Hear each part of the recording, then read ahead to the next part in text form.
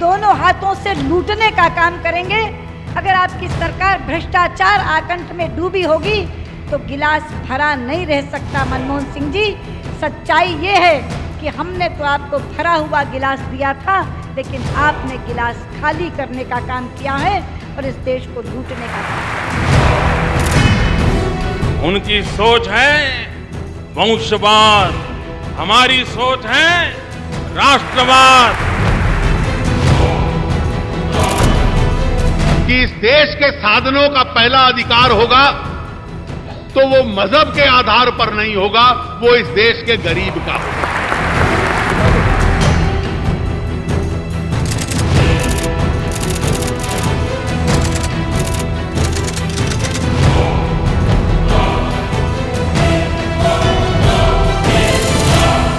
वे नामदार है और मैं कामदार। एक ऐसा व्यक्ति जो रेल के डिब्बे में चाय बेचता था। रेलवे की अपनी 4 यूनिवर्सिटी क्यों ना हो देश में? क्यों ना हमारे देश में 100 नए शहर बने? क्या हम सपना नहीं देख सकते पावर ऑन डिमांड?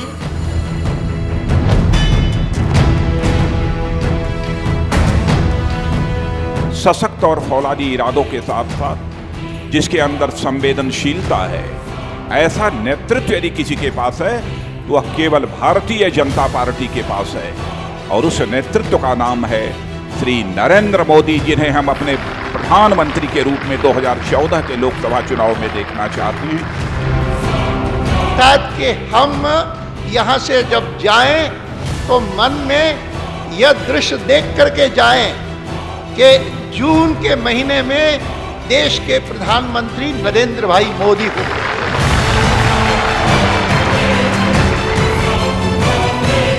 2014 का चुनाव एक आशा और अरमान का चुनाव।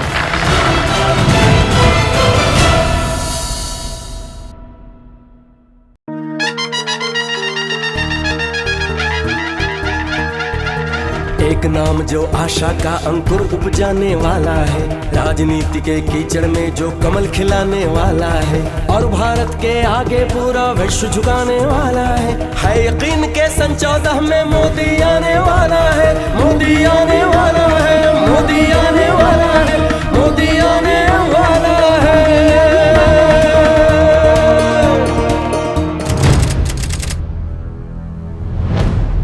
ते 2014 के चुनाव हर प्रकार से भिन्न है। इसके पूर्व देश की ऐसी दुर्दशा कभी नहीं देखी। आत्महत्या करते किसान, रोजगार के लिए भटकता नौजवान, इज्जत बचाने के लिए परेशान मां और बहनें, महंगाई के मार से तड़प रहा भूखा बच्चा, ऐसी दुर्दशा कभी नहीं देखी। और इसलिए ये 2014 का चुनाव सिर्फ सत्ता परिवर्तन का चुनाव नहीं है। ये 2014 का चुनाव भारत के कोटि कोटि जनों के लिए एक आशा और अरमान का चुनाव है।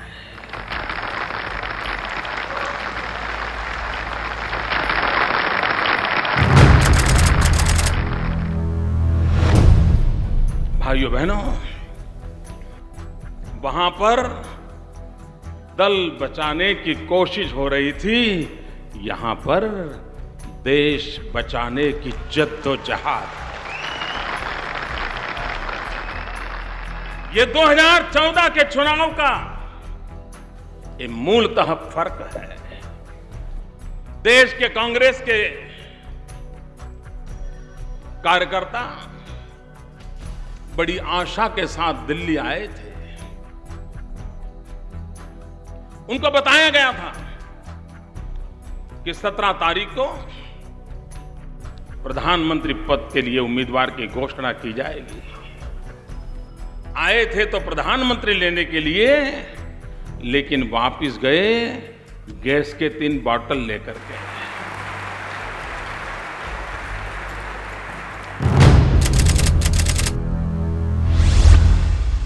पराजय बिल्कुल निश्चित दिख रहा है, विनाश सामने नजर आ रहा है, तो क्या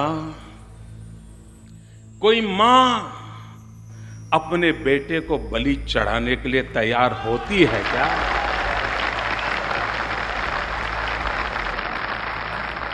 कौन मां अपने बेटे को बलि चढ़ाएगी राजनीति के राह पर? और इसलिए एक मां का मन आखिरकार यही निर्णय कर गया, नहीं, मेरे बेटे को बचाओ।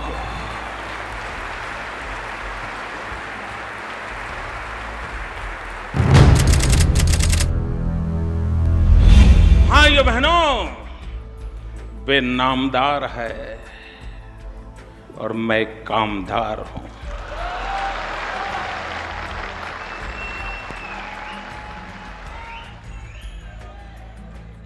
ऐसे बड़े नामदार एक कामदार से मुकाबला करना बुरा मानते हैं, अपना खुद का अपमान मानते हैं। एक ऐसा व्यक्ति जिसकी मां अड़ोस पड़ोस के घर में पानी भरती थी, बर्तन साफ करती थी। एक ऐसा व्यक्ति जो रेल के डिब्बे में चाय बेचता था। ऐसी पिछड़ी जाति में पैदा हुए ऐसे व्यक्ति के खिलाफ मैं लड़ूं?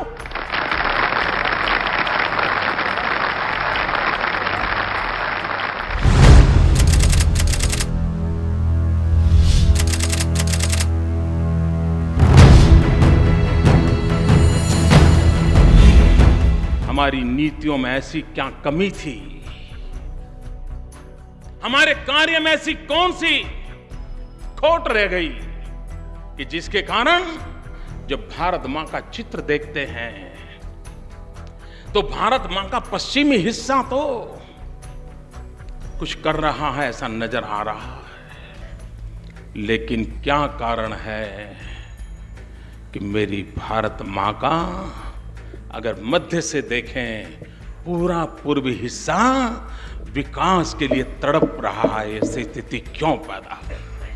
यह असंतुलन पैदा क्यों हुआ? ऐसी कैसी मेरी भारत मां हो कि जिसकी एक भुजा तो मजबूत हो और दूसरी भुजा बहुत दुर्बल हो?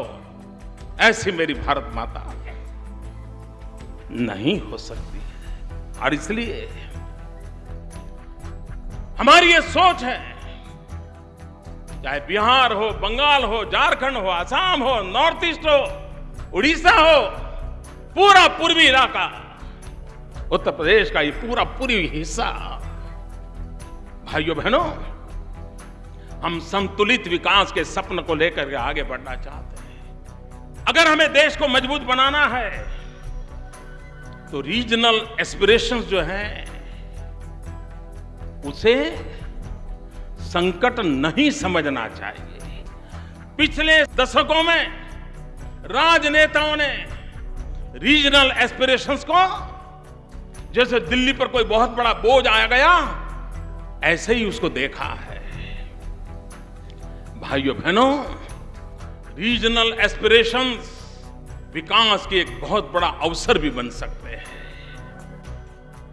वो चुनौती नहीं है, वो अवसर है, क्योंकि हर राज्य की आगे बढ़ने के जो ललक जगी है, अगर दिल्ली वो जुड़ जाए तो कितनी तेज गति से आगे बढ़ सकते हैं, इसका मेरा पूरा भरोसा है।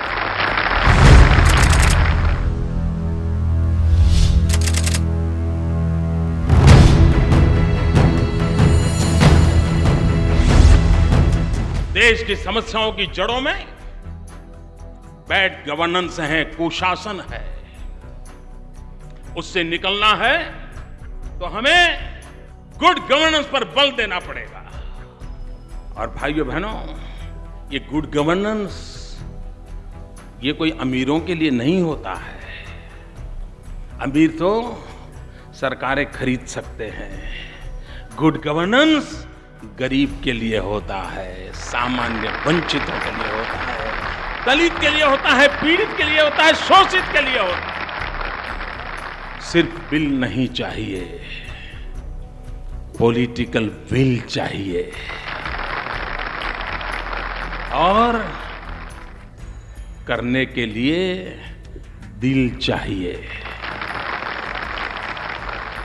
भाइयों बहनों, एक्ट बहुत सुन चुके हैं। देश को एक्ट सुन लिया, अब देश को एक्शन चाहिए। मेरे देशवासियों, देश कमिटियों के बोझ से दब रहा है।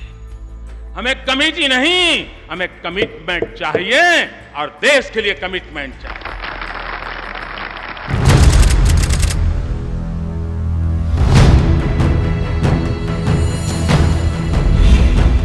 कुछ बात है कि हस्ती मिटती नहीं हमारी, वो कौन सी बात है? भाइयों बहनों, इंद्रधनुष के 7 रंग होते हैं। वो इंद्रधनुष के 7 रंग, और उन 7 रंगों की व्याख्या करें तो हमारी भारत मां को सदियों से वो चमकाते आए हैं। इंद्रधनुष का पहला रंग है भारत की संस्कृति की महान विरासत, हमारी कुटुंब प्रथा, परिवार व्यवस्था। हजारों साल से इस परिवार व्यवस्था ने हमें बनाया है, बचाया है, बढ़ाया है। उस परिवार व्यवस्था को हम कैसे अधिक सशक्त बनाएं? हमारी नीतियां, हमारी योजना, भारत की इस महान व्यवस्था परिवार, उसका सशक्तिकरण कैसे करें? दूसरा रंग है इंद्रधनुष का हमारी कृषि, हमारे पशु, हमारा गांव। और इसलिए नियत उनकी भलाई के लिए नीतियां बनाने की होनी चाहिए। वो हमारी तीसरा रंग है इंद्रधनुष का, वो हमारी भारत की नारी, उनकी शिक्षा दीक्षा, इस पर हमारा बल होना चाहिए। आर्थिक सामर्थ्य की वो धरोहर उसके पास हो, उस पर हमने बल देना चाहिए, उसकी सुरक्षा पर हमने ध्यान देना चाहिए। हमारे इस इंद्रधनुष का चौथा रंग है जल, जमीन, जंगल, जलवायु। अगर हमें भारत को आने वाली सदियों तक विकास की दौड़ में आगे रखना है तो हमारे इंद्रधनुष के इस चौथे रंग को भी उसकी परवरिश करनी होगी, उसको सुरक्षित करना होगा, उसको आधुनिक टेक्नोलॉजी के साथ और अधिक बलवत्तर बनाना पड़ेगा। इसका 5वां रंग है जो आज सबसे महत्वपूर्ण है, वो है हमारा युवा धन, हमारी युवा शक्ति। हम कितने भाग्यवान हैं कि आज हिंदुस्तान दुनिया का सबसे नौजवान देश है। अगर आज हमने तैयारियां कर ली होती तो दुनिया के वर्कफोर्स के लिए हमारा भारत का नौजवान न सिर्फ भारत का निर्माण करता, पूरे विश्व का निर्माण करने की ताकत रखता था। और हमारे युवा धन की रक्षा करके उसी युवा धन की ताकत के भरोसे इस भारत को विश्व गुरु बनाने का सपना साकार करना होगा। हमारे इस इंद्रधनुष का और एक रंग है, वो भी हमारी बड़ी अनमोल विरासत है, और वो है डेमोक्रेसी, हमारा लोकतंत्र। और जिस देश के पास डेमोग्राफिक डिविडेंड हो, डेमोक्रेटिक डिविडेंड हो, वो देश दुनिया के सामने कितनी बड़ी ताकत के साथ आगे बढ़ सकता है।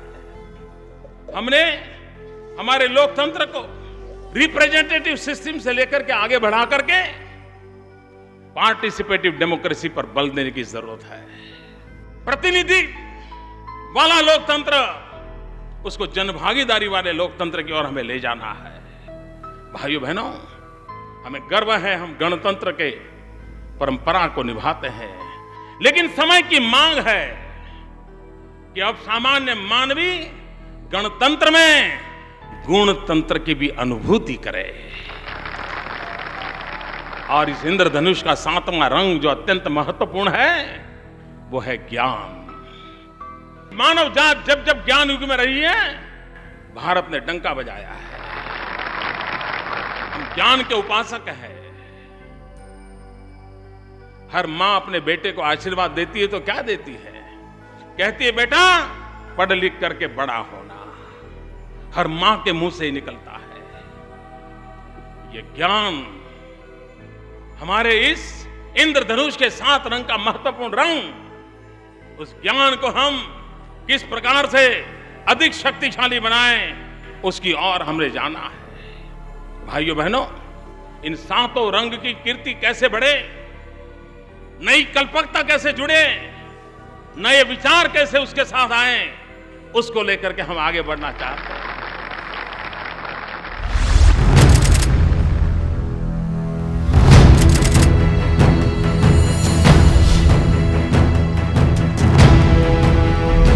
उनकी सोच है भारत मधुमक्खी का छाता है, ये कहा था उन्होंने, हनी भी है। उनकी सोच है भारत मधुमक्खी का छाता है, हमारी सोच है भारत हमारी माता है।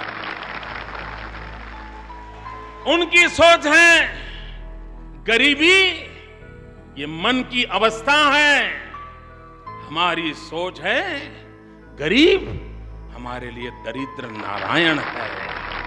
उनकी सोच है जब तक हम गरीब की बात नहीं करते मजा नहीं आता। ये उनके शब्द बोल रहा हूं, एक शब्द मेरा नहीं है।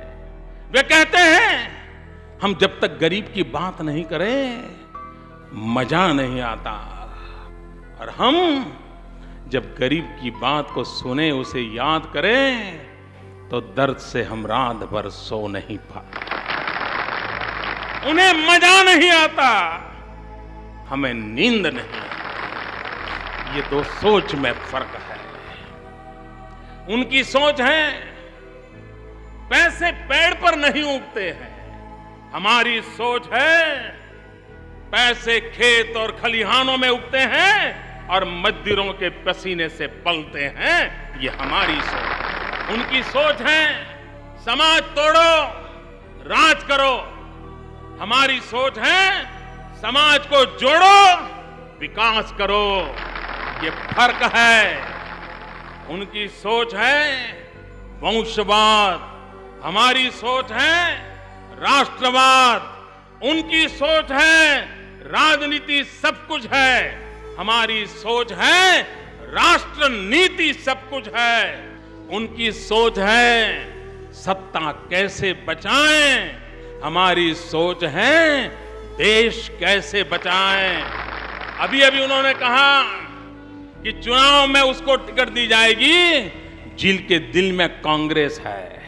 उनकी सोच है देश वो चलाएंगे जिनके दिल में कांग्रेस है, हमारी सोच है टिकट उनको मिलेगी जिनके दिल में भारत माता है। ये सोच में फर्क है।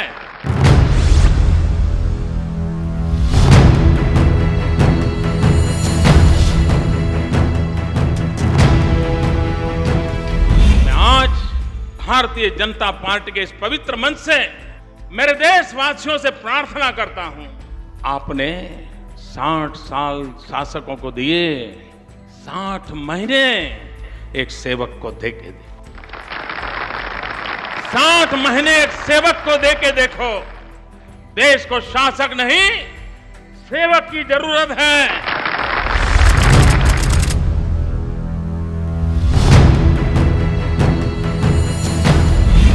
भाइयों बहनों, जल, जमीन, जंगल, कृषि, पशु, इसके बिना देश नहीं चलेगा। हमारी कृषि आधुनिक बने, प्रोडक्टिविटी बढ़े, पर ड्रॉप मोर क्रॉप, इस कंसेप्ट को हम साकार करें। एक एक बूंद पानी से फसल कैसे पैदा हो, ड्रिप इरिगेशन हो, स्प्रिंकलर्स हो, आधुनिक विज्ञान को कैसे स्वीकार करें, नीतियों को कैसे प्रोत्साहन दिया जाए, एग्रो इंफ्रास्ट्रक्चर के साथ साथ नदियों को जोड़ने वाले संकल्प जो अटल जी ने दिया है, उस अटल जी को सपने को साकार करने के लिए नदियों के जोड़ने के काम को हमने आगाह करना पड़ेगा।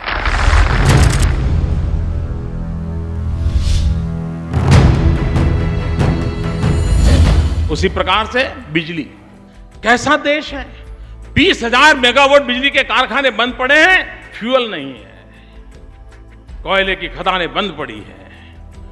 क्या हम सपना नहीं देख सकते पावर ऑन डिमांड? अगर राज्य इनिशिएटिव लें, केंद्र मदद करें, 24 घंटे बिजली हर घर में पहुंचाई जा सकती है, सामान्य व्यक्ति के जीवन में बदलाव लाया जा सकता है। क्या यह समय की आवश्यकता नहीं है कि हम भी ब्रांड इंडिया की ओर बल दें? और जब मैं ब्रांड इंडिया की बात करता हूं तब मैं 5T की बात करता हूं। Talent, tradition, tourism, trade, technology. ये 5T ऐसे हैं जिसके भरोसे हम ब्रांड इंडिया को लेकर के विश्व को एक बाजार बनाने की ताकत खड़ी कर सकते हैं। मित्रों, भारत उत्पादन करे, दुनिया खरीद करें, लेकिन इसके लिए हमने टेक्नोलॉजी में अपग्रेडेशन करना होगा, हमारी टैलेंट का भरपूर उपयोग करना होगा, हमारी ट्रेडिशन को दुनिया को परिचित कराना होगा। टूरिज्म में बहुत ताकत होती है। भाइयों बहनों, terrorism divides, tourism unites. Terrorism तोड़ता है, टूरिज्म जोड़ता है। हर गांव में नमो नमो, हर नगर नगर में नमो नमो, हर गली में घर में नमो नमो, हर नगर नगर में नमो नमो, नमो नमो नमो नमो नमो। उन्नति का एहसास मोदी, एकमात्र ही आस मोदी। उन्नति का एहसास मोदी, एकमात्र ही आस मोदी। जन जन की आवाज है मोदी, जन जन की आवाज है मोदी। भारत का विश्वास है मोदी। उन्नति का एहसास है मोदी, मात्र एक ही आस है मोदी। सूखे गालों पर अबीर की रंगत लाने वाला है मोदी, आने वाला है मोदी, आने वाला है। एक नाम जो आशा का अंकुर उपजाने वाला है, राजनीति के कीचड़ में जो कमल खिलाने वाला है, और भारत के आगे पूरा विश्व झुकाने वाला है यकीन के सन 14 में मोदी आने वाला है।